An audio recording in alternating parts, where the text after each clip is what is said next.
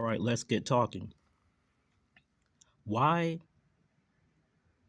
you need to also reject being either black or American based upon history. Okay, now, first of all, we need to assess blame. Right now, what we're looking at is where DNA tests were done on a sample of the African American, or those of you who want to use that term, ADOS or FBA population to determine what that population, I would say we, but those of you who think that I am a uh, quote, in quote, tether, but this is just showing you what the African American, Black American, et cetera, population consists of. So the smallest component is made up of the Biaka, the Mbuti, and the San. Next smallest component, Northern East Africa. Next smallest, broadly African, which is just general. Congo and Southern East Africa is consists of, that's 10.9%. Atlantic Africa, that's 66.8%. And the Native American / East Asian, for those of you who are in the Pretendian community, that's 1.2%. The European is 15.4%. Now, this is made up of thousands of people. And along Africa, we see that over 30% is from Nigeria. Out of that 66.8%, about 20% comes from Sierra Leone, Liberia, Ivory Coast, and Ghana. Broadly Atlantic Africa is not quite 10%. Congo by itself is not quite up to 10%.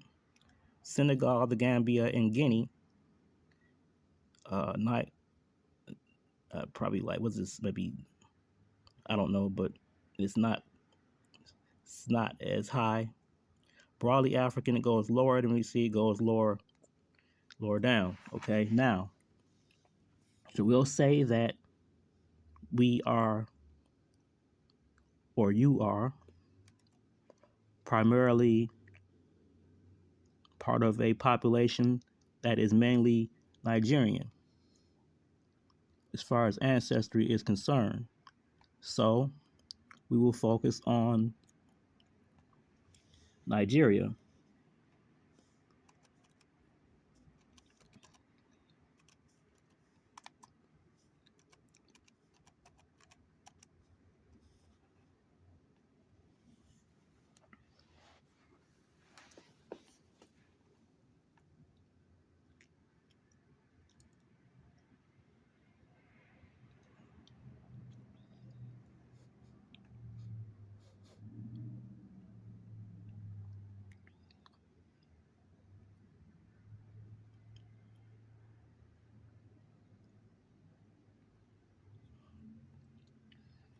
All right. So although Nigeria is only one country,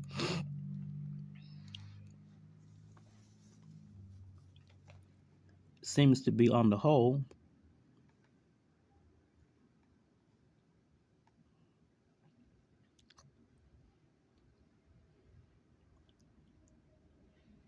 most representative as a single source of ancestry.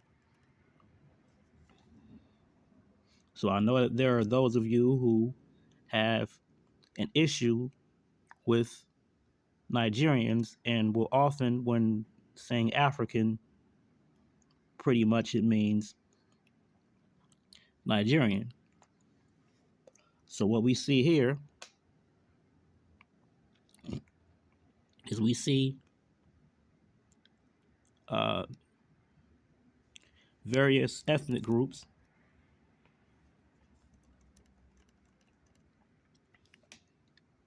We see Hausa and Fulani in the north, Kanuri in the northeast, Margi in the northeast, Bauchi. Some of these groups are called Middle Belt, but we see Nupe, Kambere,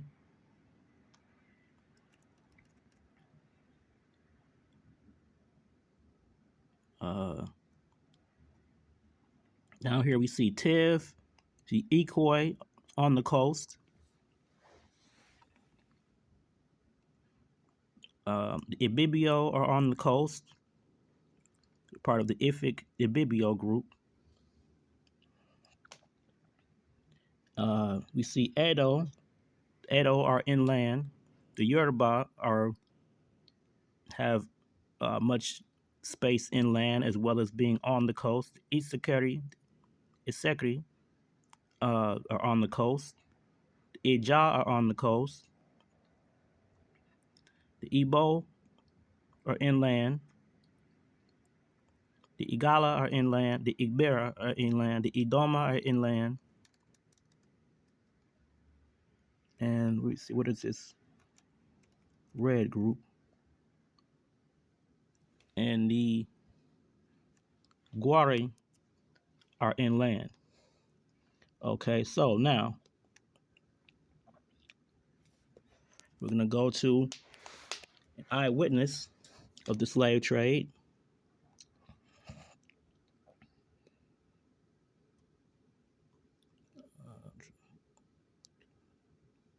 Alexander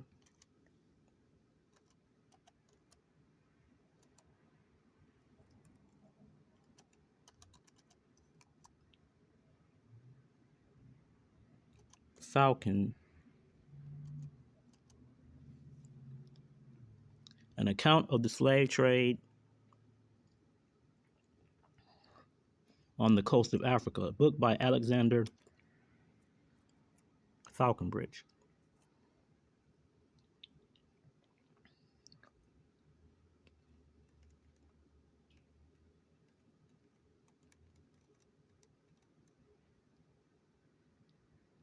Based on his first-hand experience working on slave ships, Falconbridge's account supported the abolitionist argument that, by its nature, the trade was built on.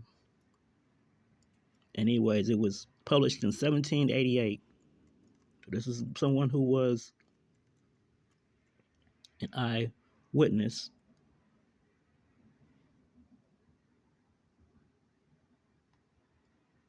This is from PBS.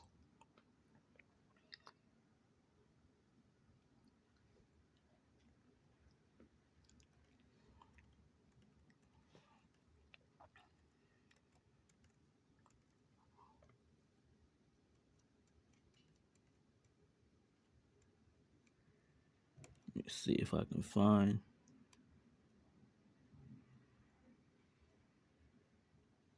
You can read that, but I'm going to actually find what he said.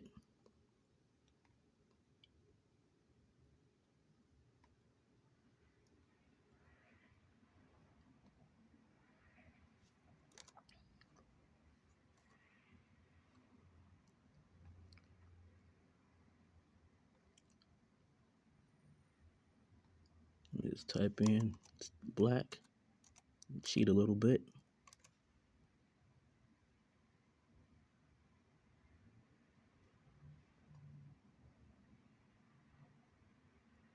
Let's see if I can find this. Some testimony.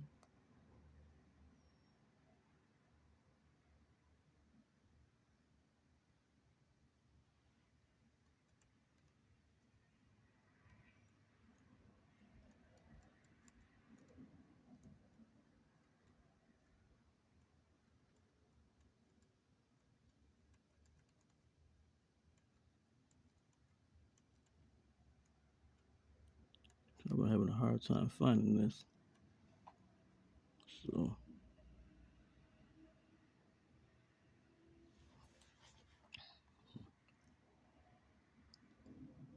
Let's see. We're gonna have to go back.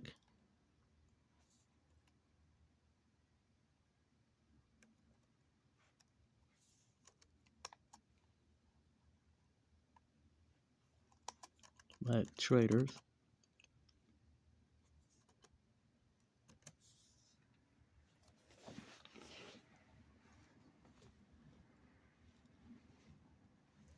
Oh, here we go.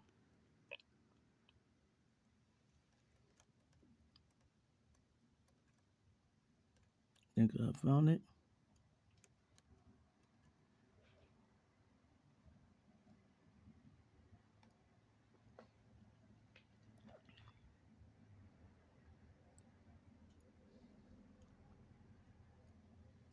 Okay, so it says here, annotation, Alexander Falconbridge, a surgeon aboard slave ships and later the governor of a British colony for freed slaves in Sierra Leone, offers a vivid account of the Middle Passage. So this is the document. From the time of the arrival of the ships to their departure, which is usually about 3 months, scarce a day passes without some Negroes being purchased and carried on board, sometimes in small and sometimes in large numbers. The whole number taken on board depends on circumstances. In a voyage I once made, our stock of merchandise was exhausted in the purchase of about 380 Negroes, which was expected to have procured 500. The unhappy wretches thus disposed of are bought by the black traders at fairs which are held for that purpose, at the distance of upwards of 200 miles from the seacoast. And these fairs are said to be supplied from an interior part of the country. Many Negroes, upon being questioned relative to the places of their nativity, have asserted that they have traveled during the revolution of several moons, their usual method of calculating time, before they had reached the places where they were purchased by the black traders. Now, notice it says black traders. So, you calling yourself black, and notice also that it says Negroes. So they say Negroes, and then they say black traders.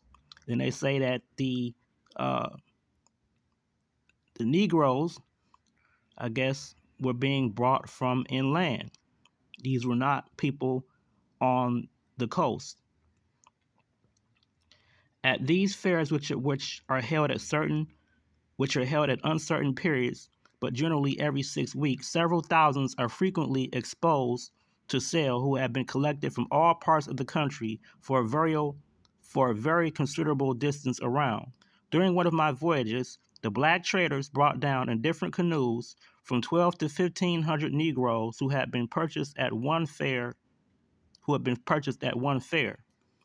They consisted chiefly of men and boys, the women seldom exceeding a third of the whole number. From 40 to 200 Negroes are generally purchased at a time by the black traders, according to the opulence of the buyer, and consist of all ages from a month to 60 years and upwards. Scarcely any age or situation is deemed an exception, the price being proportionable.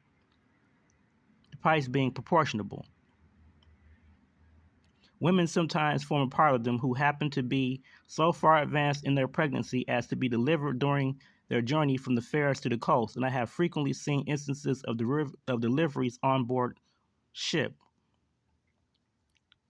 When the Negroes whom the black traders have to dispose of are shown to the European purchasers, they first examine them relative to their age. They then minutely inspect their persons and inquire into the state of their health. That's what the Europeans did. Uh, If they are inflicted with any disease or are deformed or have had bad eyes or teeth, if they are lame or weak in the joints or distorted in the back or of a slender make or narrow in the chest, in short, if they have been ill or afflicted in any manner so as to render them incapable of much labor, if any of the foregoing defects are discovered in them, they are rejected. But if approved of, they are generally taken on board the ship the same evening. The purchaser has liberty to return on the following morning, but not afterwards, such as upon re-examination are found unexceptionable. Okay, so then they go down to explain what they did, how they transported them. The men Negroes, on being brought aboard the ship, are immediately fastened together two and two by handcuffs on their wrists and by irons riveted on their legs. They are then sit down between the decks and placed in an apartment partitioned off for that purpose. The women also are placed in a separate apartment between the decks, but without being ironed. An adjoining room on the same deck is appointed for the boys. Thus, they are all placed in different apartments. And it goes on down. Goes on down. The diet of the Negroes while on board consists chiefly of horse beans boiled to the consistency of a pulp, of boiled yams and rice, and sometimes a small quantity of beef or pork. The latter are frequently taken from the provisions laid in for the sailors. They sometimes make use of a sauce composed of palm oil mixed with flour, water, and pepper, which the sailors call slabber sauce. Yams are the favorite food of the Igbo, or Bite Negroes, and rice or corn of those from the Gold or Windward Coast, each preferring the produce of their native soil. Now, when they say the Igbo or Bite Negroes, these are the primarily group targeted from what is now Nigeria. When they say the Gold or Windward Coast Negroes, uh, those are primarily the ones from Sierra Leone, Liberia, Ivory Coast, and Ghana. The Windward Coast being more Sierra Leone, Liberia. They tell you how often they feed them.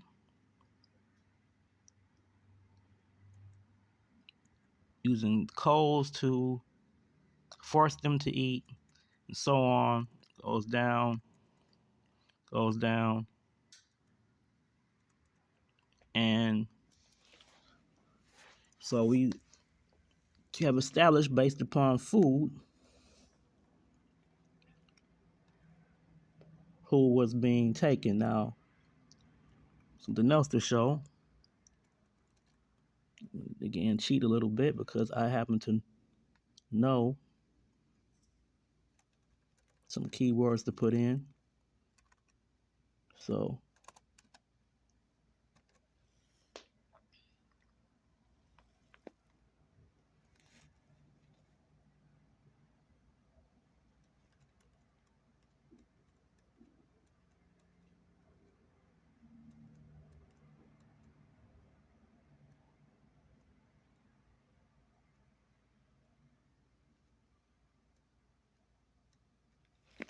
okay, so it says America's Black Holocaust Museum eyewitness account the kidnapping of Africans for slaves.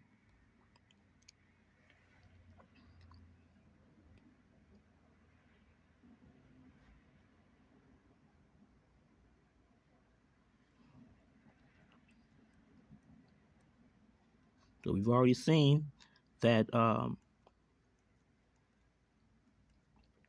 Igbo were an inland people. Dr. Alexander Falconbridge describes what he saw and heard about how slaves were captured inland and sold on the coast to slave traders. Falconbridge, a medical doctor, served aboard several slave ships working between the West African coast and the Caribbean in the late 1700s. Now, he said the Caribbean, however, people were sold, resold from the Caribbean to America. He described his experiences in a popular book published in 1788. He became active in the Anti-Slavery Society, was appointed governor of a colony established for free slaves on the coast of modern-day Sierra Leone. His service was brief as he died in 1788, shortly after his appointment. So this is Bonnie,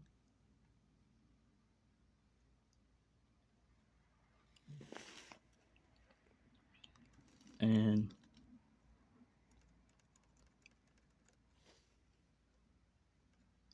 it says there's great reason to believe that most of the Negroes shipped off from the coast of Africa are kidnapped, but the extreme care taken by the black traders, again, notice it says black traders, those of you who are saying that you are foundational black Americans, uh, I don't see why you would use the term black if it's being associated with being a slave trader. And it says there's great reason to believe that most of the Negroes shipped off from the coast of Africa are kidnapped, but the extreme care taken by the black traders to prevent the Europeans from gaining any intelligence of their modes of proceeding the great distance inland from whence the Negroes are brought, and our ignorance of their language, with which very frequently the black traders themselves are equally unacquainted. So the black traders, uh, these people who are on the coast, were not acquainted with the language of the Negroes a lot of times. So um, the black traders, I'm just saying, you know,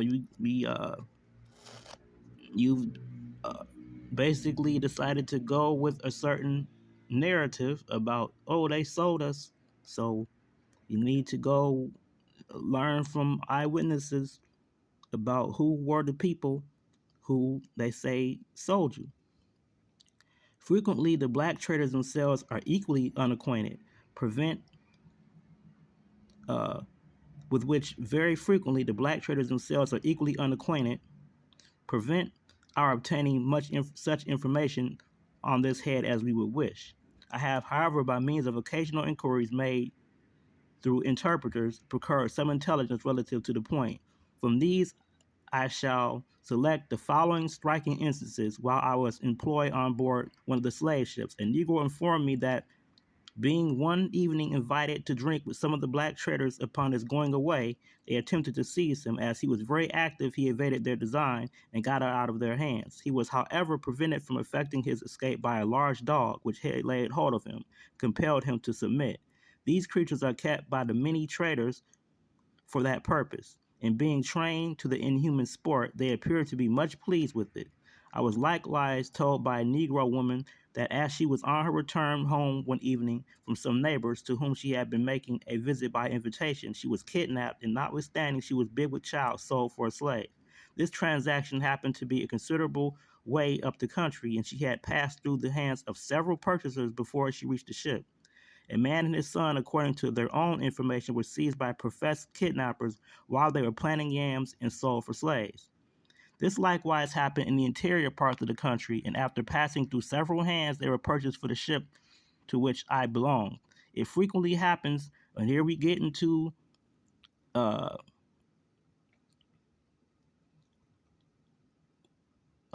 here's where we get into it, because some of us, you don't know what our background is. So you just finger pointing we like to do about, oh, they sold us. Here we go. It frequently happens, so this was happening a lot, that those who kidnap others are themselves in their turns seized and sold. During my stay on the coast of Africa, I was eyewitness of the following transaction. A black trader invited a Negro who resided a little way up the country to come and see him. After the entertainment was over, the trader proposed to his guest to treat him with sight of one of the ships lying on the river. The unsuspicious countryman readily consented and accompanied the trader in a canoe to the side of the ship, which he viewed with pleasure and astonishment. While he was thus employed, some black traders on board, who appeared to be in the secret, leaped into the canoe, seized the unfortunate man, and dragged him into the ship and immediately sold him. The preparations made at Bonny by the black traders upon setting out for the fairs which are held up the country are very considerable. From 20 to 30 canoes capable of containing 30 or 40 Negroes each are assembled for this purpose, and such goods put on board them as they expect will be wanted for the purchase of the number of slaves they intend to buy. Now here they say 30 or 40 Negroes. So now Negroes are somehow the same as black. Now, I know Negro means black in Spanish. It's Portuguese, but before they were saying black, and they were saying Negro. Anyways, it says from 20 to 30 canoes capable of containing 30 or 40 Negroes each are assembled for this purpose, and such goods put on board them as they expect will be wanted for the purchase of the number of slaves they intend to buy. When their loading is complete, they commence their voyage with colors flying and music playing, and in about 10 or 12 days, they generally return to Bonnie with full cargoes. So, I'll show you some of the. So, let me show you another map.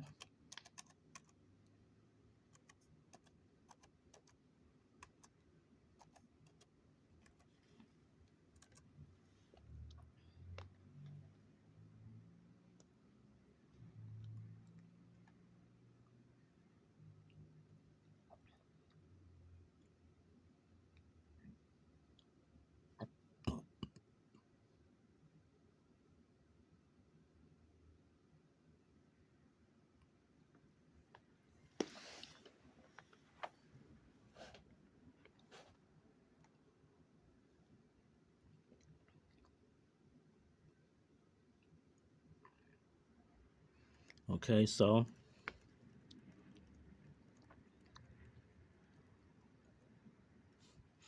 this is Bonnie,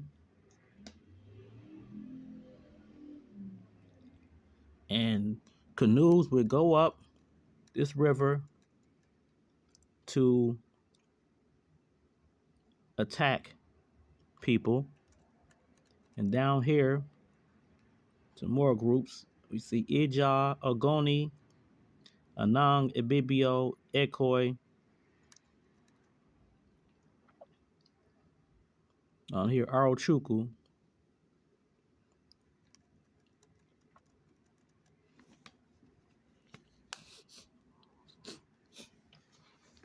You could even go here.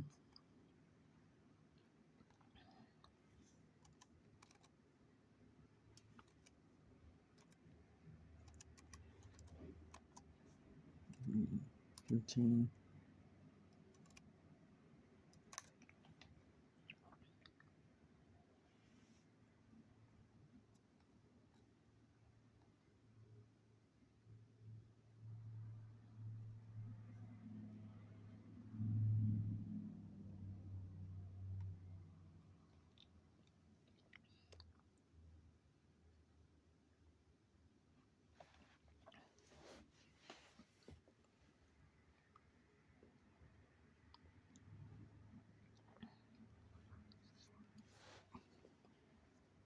Marks the River Congo. Let's see.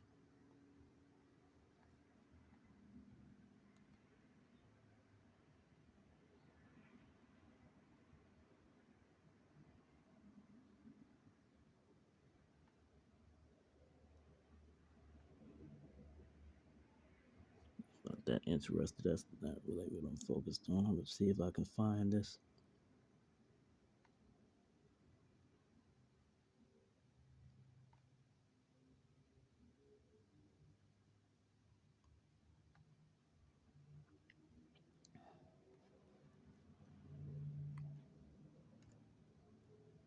If I can find it.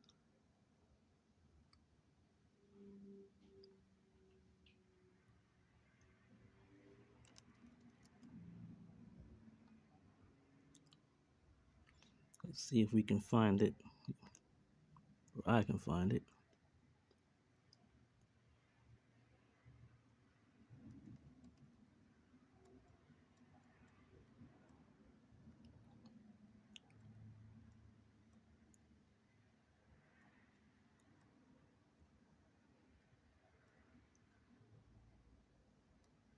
Let's Let's see if we can find this. I'm looking for. It's not what I'm looking for.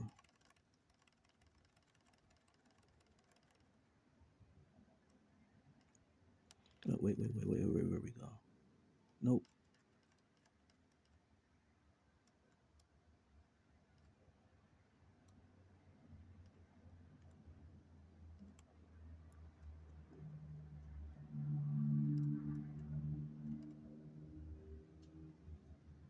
Let's see if I can find a citation.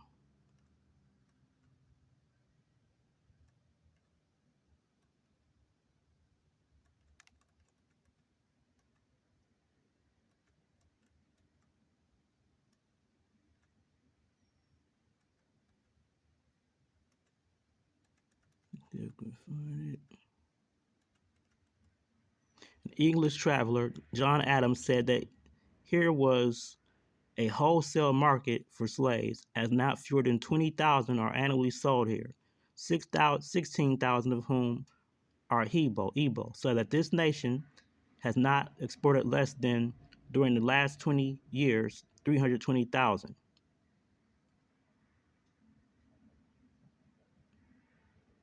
And of course, this is somebody who's saying that,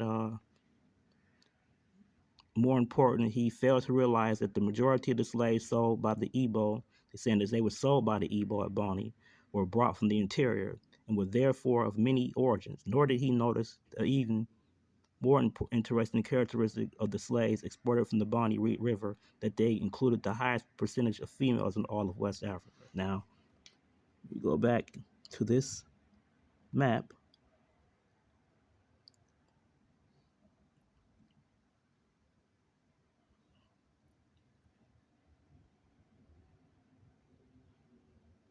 We'll go back. I'm sorry, I hit the wrong thing.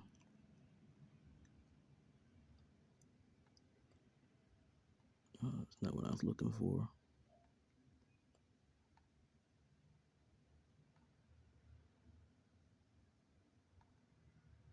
Nope, not this either. Guess I'm just gonna have to type it in again.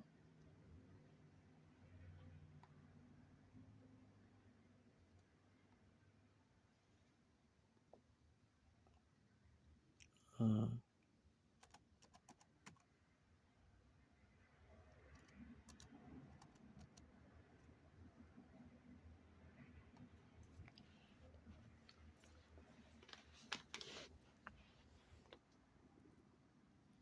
Images.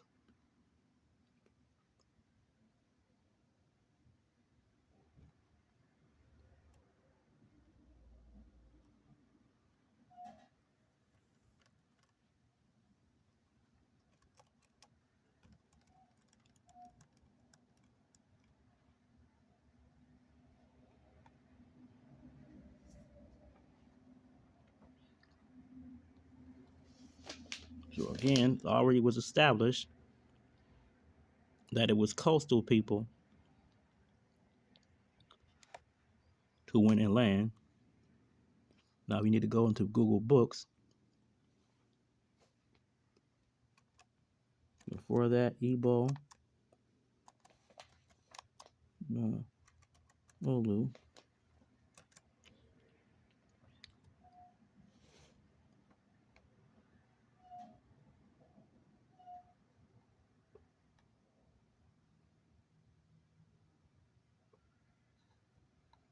Type in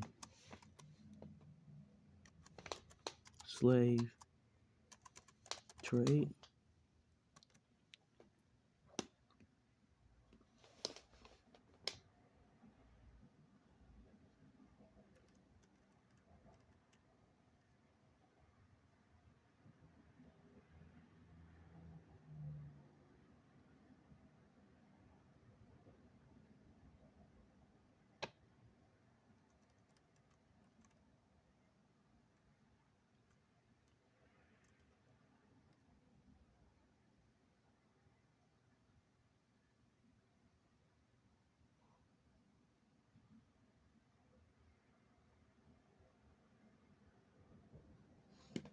Okay, so there's some who say that Igbo itself meant slaves.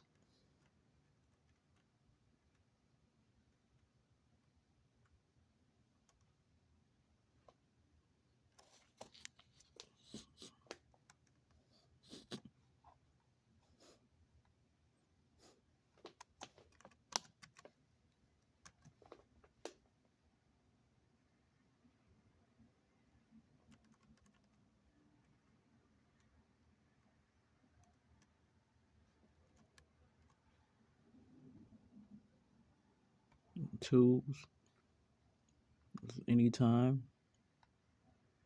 Type in 21st century.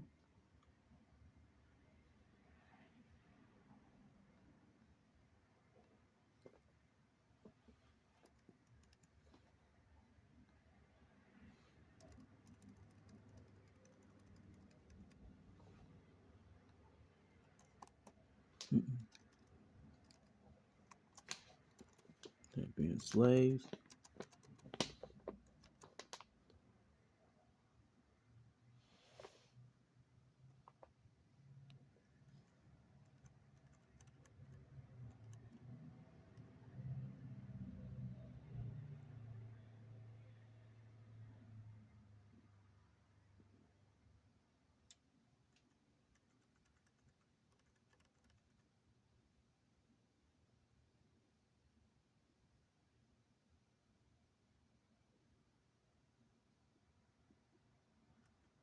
It says here, political organization in Nigeria since the late Stone Age. Thus, unlike the pre-slavery era, the Igala and the Ijaw began to pejoratively associate the meaning of the concept of Igbo with slavery. Because of the large number of Igbo slaves, they either sold overseas or kept at home as domestic servants.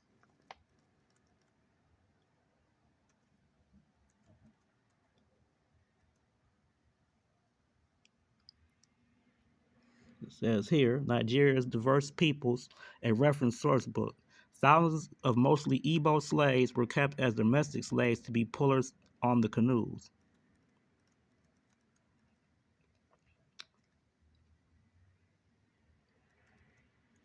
Okay, so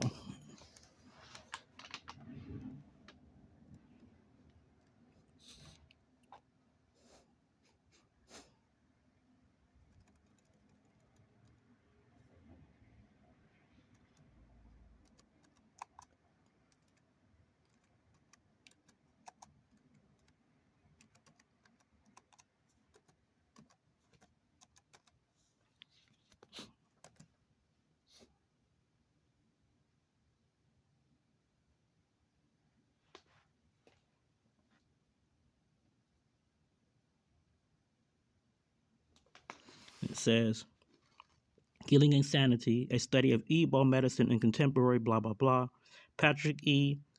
Iroibu, providing a conceptual explanation, this is written in 2010, providing a conceptual explanation to the terms Igbo and Olu. Henderson, 1972, 41, asserts Olu to mean riverine slave-dealing associated people. According to Henderson, Igbo would mean upland slave providing and kingship lacking.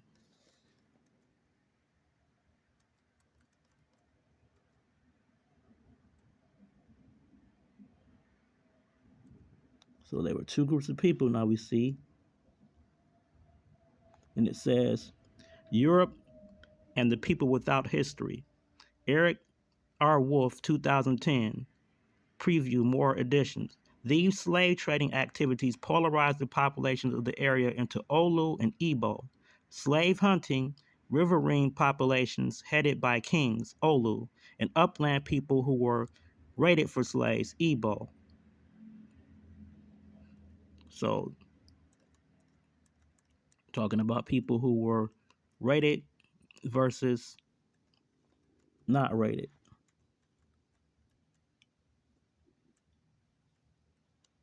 Now,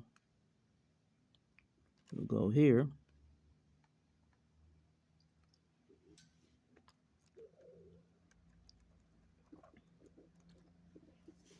Because sometimes there is contradictory information. For example, we have the Aro in Okun.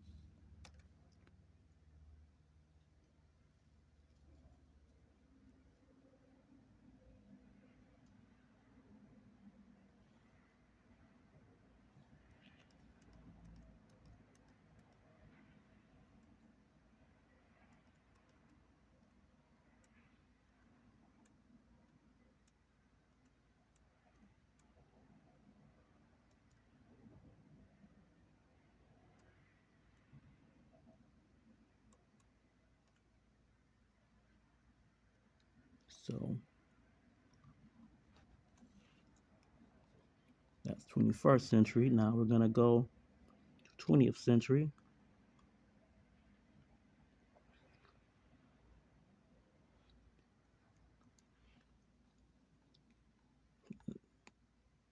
So Inokun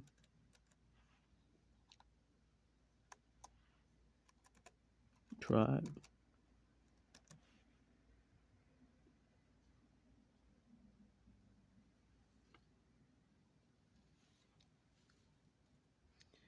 Says here, okay, this is from the book Cross River Natives Being Some Notes on Primitive Pagans, blah, blah, blah. Charles Partridge, 1905. It is stated that the Aros are the aristocratic or freeborn caste of the Inokun tribe, that there are 16 Aro towns, each presided over by a chief of his own, and that these chiefs' united council used to govern the whole. Blah, blah, blah.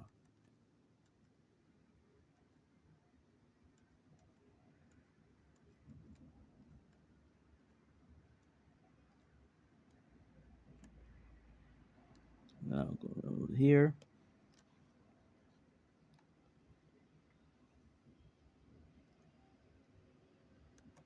Inokun, Appa.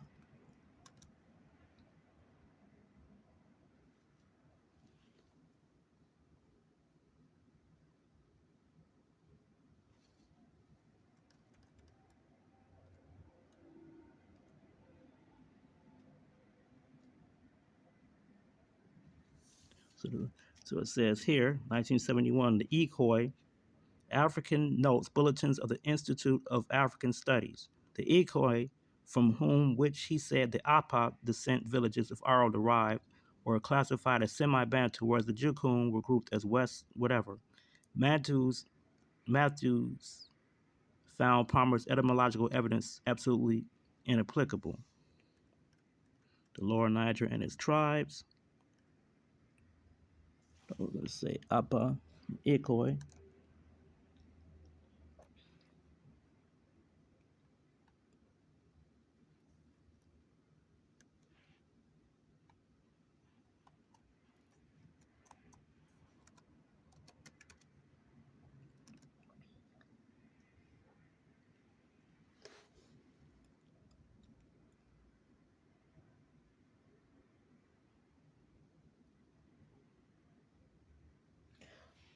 African News Bulletin and Institute of African Studies, 1971.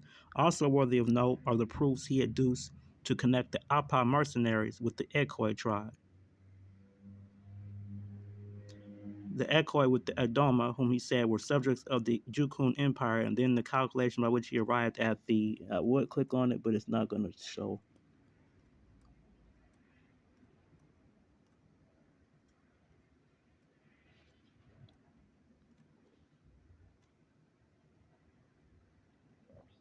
Let's type this in. So let's say Aro.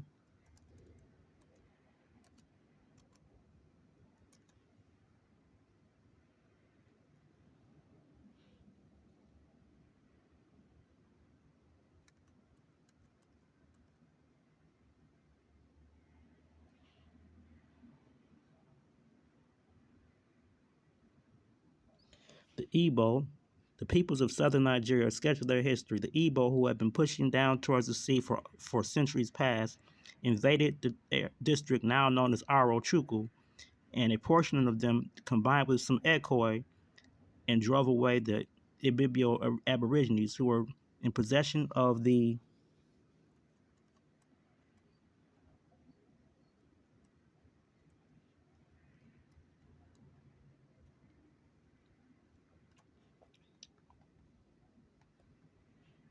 like this, and go to this Benny, Bobby.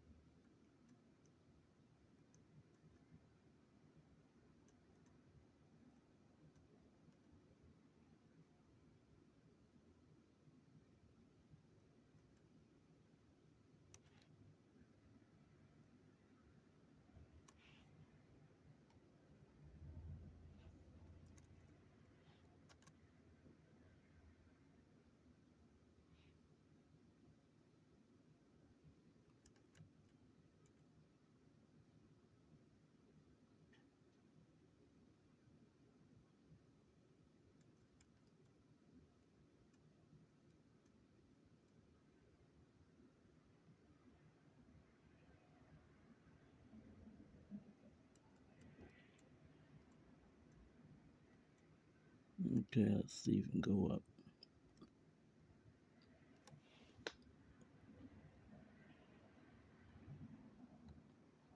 Type in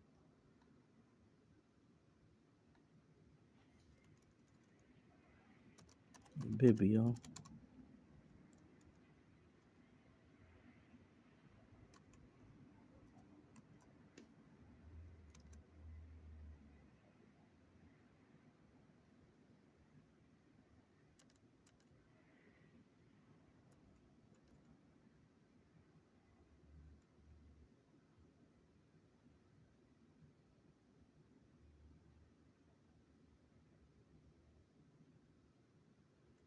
Let's see.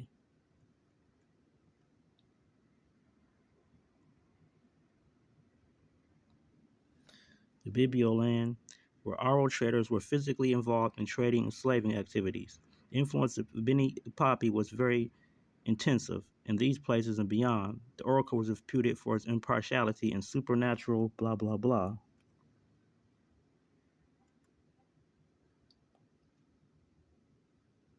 Nigerian Heritage, Journal of the National Commission for blah blah blah, 1997. First with the Igbo said to have begun in this area as slaves of the Ibibio.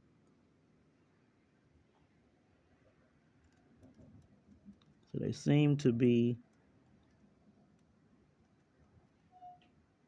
constantly taking L's. Okay, so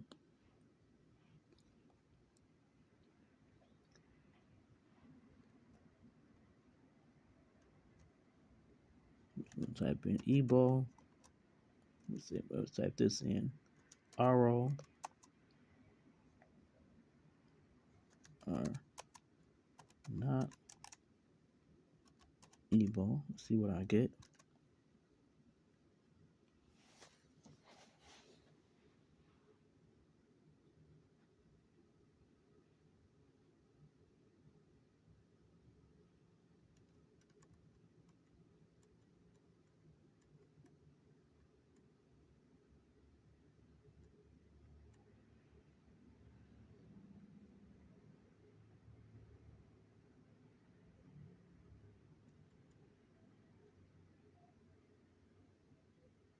It says here, the Geographical Journal, volume 65, page 37.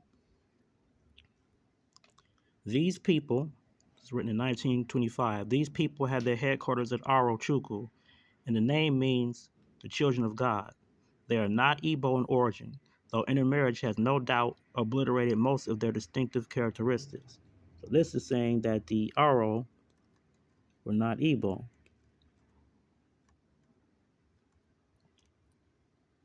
Whereas we type here,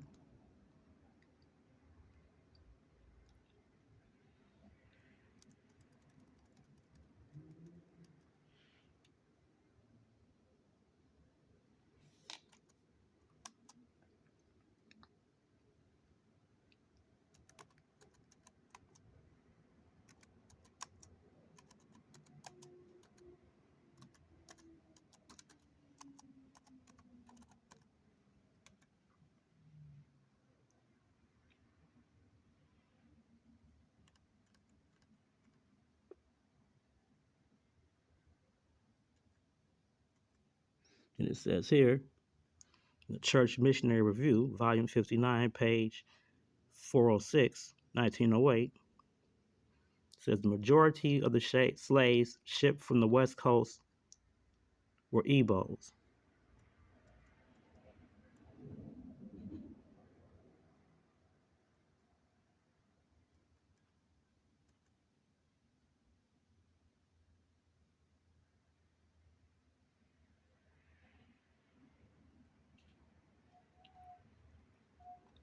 And this here, the physical anthropology of southern Nigeria, biometric Percy Amory Talbot, H. Mulhall, although large numbers of Igbo were exported as slaves, it's written in 1962, slaves from Bonny, Old Calabar, and other oil river ports, these were not obtained in slave raiding expeditions or wars, but were mostly debtors, criminals, those who had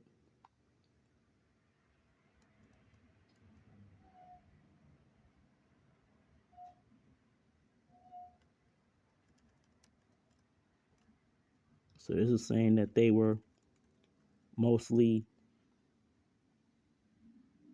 uh, ne'er-do-wells.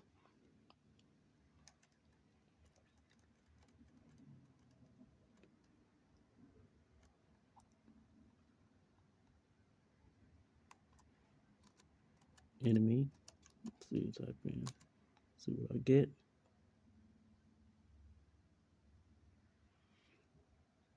And it says the great majority of slaves shipped from the West Coast were Ebos, Bonnie or Bonnie, and the Cross River being the great ways out.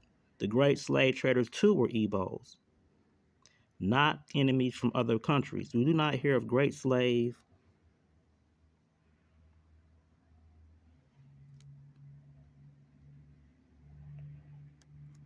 We do not hear of great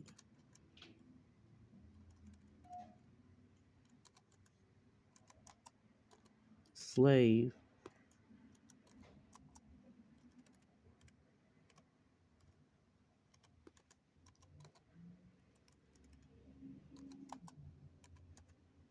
raids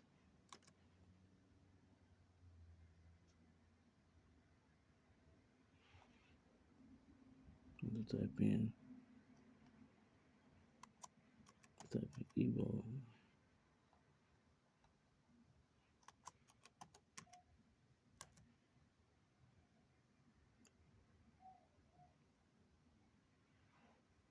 See if I can find this.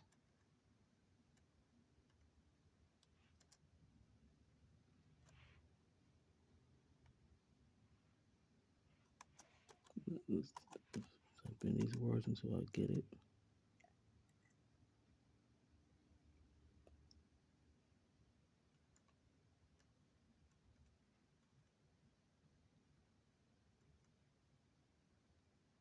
I don't know how to find it. I'm gonna go back.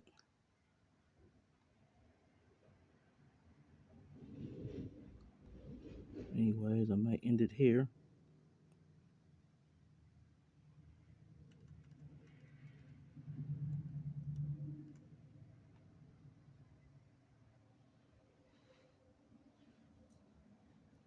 We do not hear of great slave. Let's see what happens when I click it. I know it's not gonna. Stupid thing.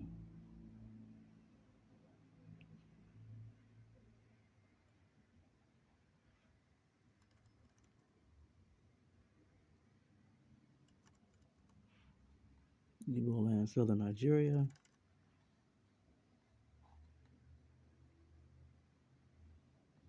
Type in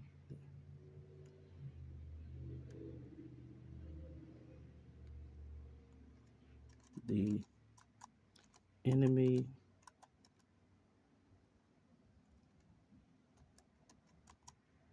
of the Igbo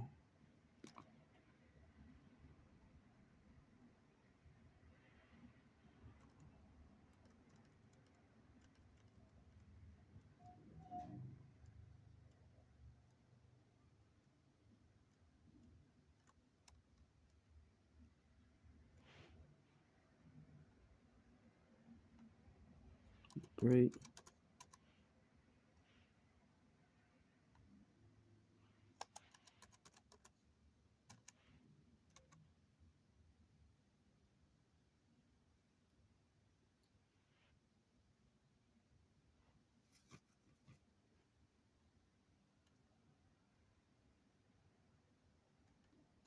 I don't know how to get this show. I don't know how to get this to show. Anyways, it says the great slave traders too were Ebos, not enemies from other countries. Do not hear of great slave.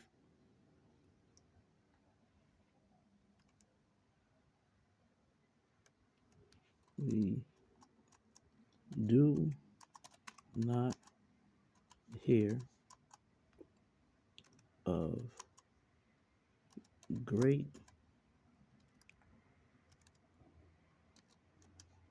what does it say? It's going to say church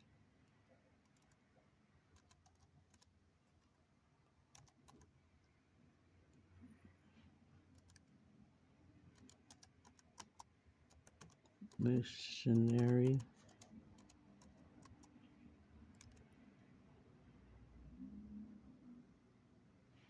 let's try this, trying to get to finish up the sentence.